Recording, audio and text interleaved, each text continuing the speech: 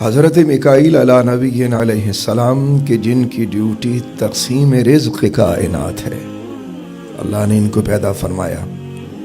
پیدا فرمانے کے بعد عبادت کا موقع ملا تو مولا کی کائنات میں ہزاروں سال عبادت کرتے رہے۔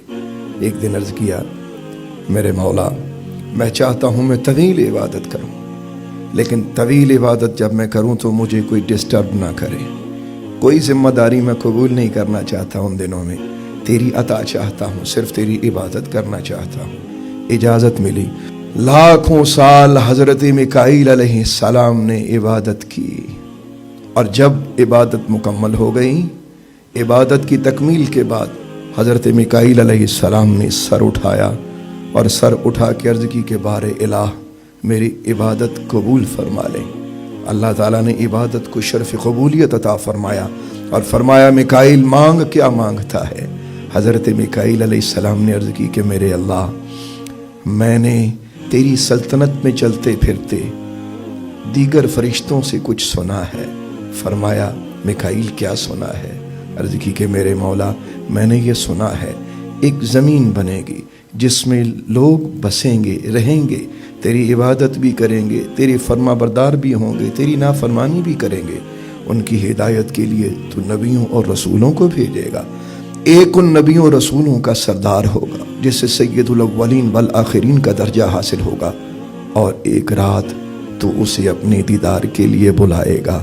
میرے اللہ، اگر تو نے میری عبادت کو قبول فرمایا تو چونکہ تو نے فرمایا ہے کہ مانگ کیا مانگتا ہے، اور تیری عادت میں جانتا ہوں کہ جب تو وعدہ فرما لیتا ہے اپنے وعدے کے خلاف نہیں جاتا، تو میرے اللہ میں اس رات کے جس رات تیری ان سے ملاقات ہے، صرف ملاقات کا تھوڑا سا وقت چاہتا ہوں، مجھے اس رات تھوڑی سی ملاقات کا موقع دے دے۔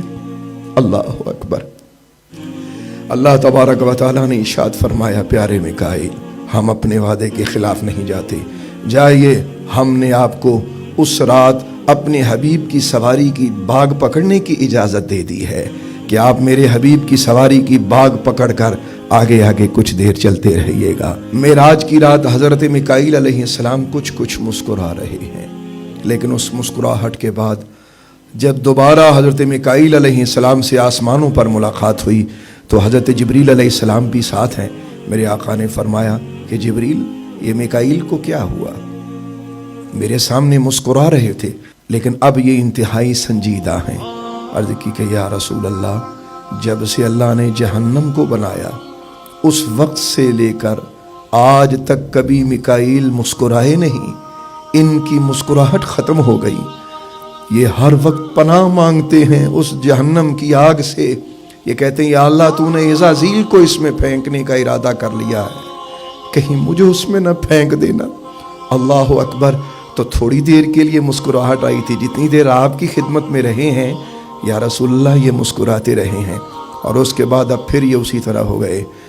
میرا ایک آپ سے سوال ہے، درد مندانہ گفتگو کرنا چاہتا ہوں، مجھے یہ بتائیے، فرشتے معصوم ہوتے ہیں، ان کی خطا کوئی نہیں ہوتی، وہ گناہ کرتے نہیں ہیں، جن کے ذمے خطا کوئی نہیں، ان کی ہنسیاں لٹ گئیں، ان کی ہنسیاں ختم ہو گئیں، وہ ہنس نہیں رہے، وہ ہنسنا بھول گئے، اور میں اور آپ کہ جن کے کندھوں پر گناہوں کا دن رات بوجھ ہے، ان کی مسکراہٹیں ختم نہیں ہوتی، ان کے کہکے ختم نہیں ہوتے۔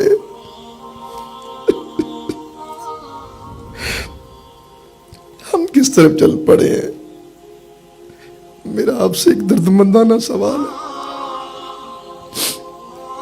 سنیے گا۔ اسی معراج کی رات ایک اور چیز آقا کریم نے دیکھی۔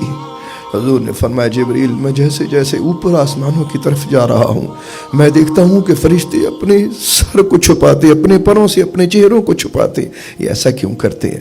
حضرت جبریل نے جو جواب دیا، سنو سنو مومنو سنو۔ تو جبریل علیہ السلام عرض کرتے ہیں یا رسول اللہ، یہ اللہ سے حیا کرتے ہیں، انہیں اللہ سے حیا آتا ہے، یہ اپنے چہرے چھپاتے ہیں، اس کا مطلب یہ ہوا جو اللہ کو جتنا زیادہ جانتا ہے وہ اتنا زیادہ باحیا ہے. اسی لیے قرآن کریم میں میرے مالک نے فرمایا انما یخشی اللہ من عبادہ العلماء، کہ اللہ سے علماء ہی ڈرتے ہیں. علماء کا طبقہ، اب فرشتوں کا علم اللہ کی ذات کے بارے میں کس درجہ تک ہے، یعنی وہ شہود کی حد تک ہے. لہٰذا جتنے وہ اللہ تعالیٰ کو جانتے ہیں اتنے اللہ سے وہ اتنا ہی زیادہ وہ اپنے اللہ تبارک و تعالیٰ سے شرم اور عار محسوس کرتے ہیں. ایک ہم ہیں کہ گناہوں سے لدے ہوئے ہیں. میں ایک مثال دینا چاہتا ہوں.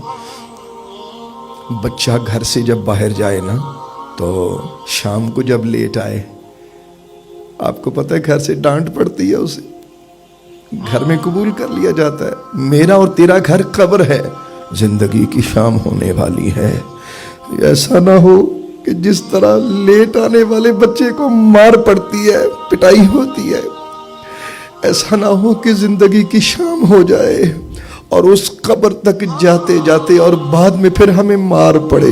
شام پئی بن شام محمد کر جاندی نے ڈرنا، بہت مشکل ٹائم آنے والا ہے. آ جاؤ اپنے اللہ کی طرف رجوع کرو. توبو الی اللہ، آؤ اپنے اللہ کی طرف رجوع کر لو.